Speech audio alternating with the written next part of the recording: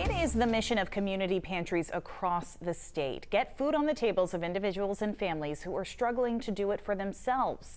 But accomplishing that mission is getting harder to do. Good evening, everyone. I'm Amanda Hill. And I'm Pat Callahan. When state leaders set a goal of eliminating hunger in Maine by the year 2030, they likely didn't figure that fuel prices would be the way we've seen over the past month into the equation. AAA, which tracks fuel prices across the country, says the statewide average for a gallon of regular gas is still hovering around $4.19 a gallon, while diesel is nearly $5.30 a gallon. That high cost of fuel is a double-edged sword for Maine's most vulnerable groups who don't have enough to eat. According to a state survey report, they include 42% of single-parent households, 39% of people who have a disability that makes them unable to work, and ironically, 22% of people who work in restaurants, and 17% of those who stock our shelves at grocery stores and check out the food we buy. It's not only costing them more to buy the food they can still afford, it's also costing their local pantry more to get them the rest of the food they'll need to get by. And that's especially true in more rural parts of Maine, where many people have to drive longer distances to get that help. News Center Maine's Vivian Lee has more from the town of Harrison. Outside, cars start lining up 3 hours early.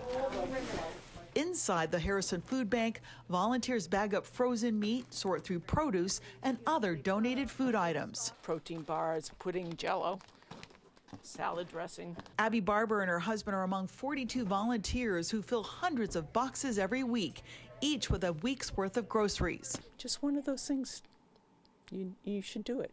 More people should do it just because there is the need. Founder Sandy Sweat says a large amount of its donations comes from grocery stores, meat and seafood wholesalers. We picked up 1,200 pounds, monk, cod, and pollock. Who donate items that are close to expiring or overstocked.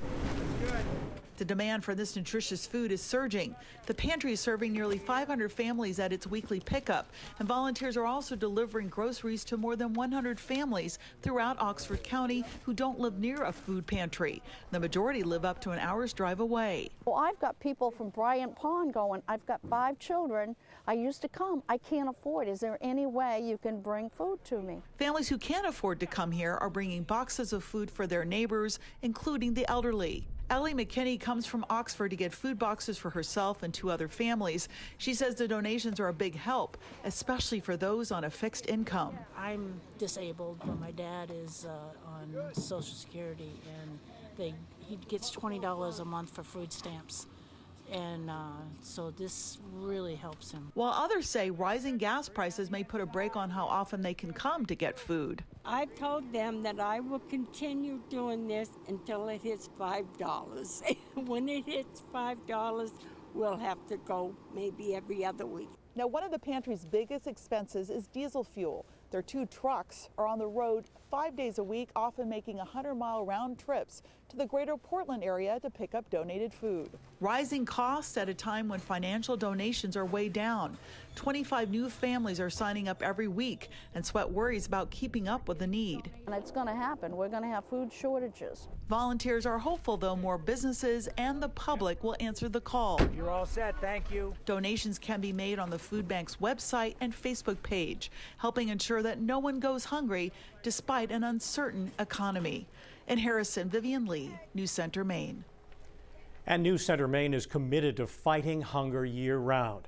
Our annual Feed Maine telethon will be held on May 5th to benefit the Good Shepherd Food Bank. We'll have more information on our website and our mobile app.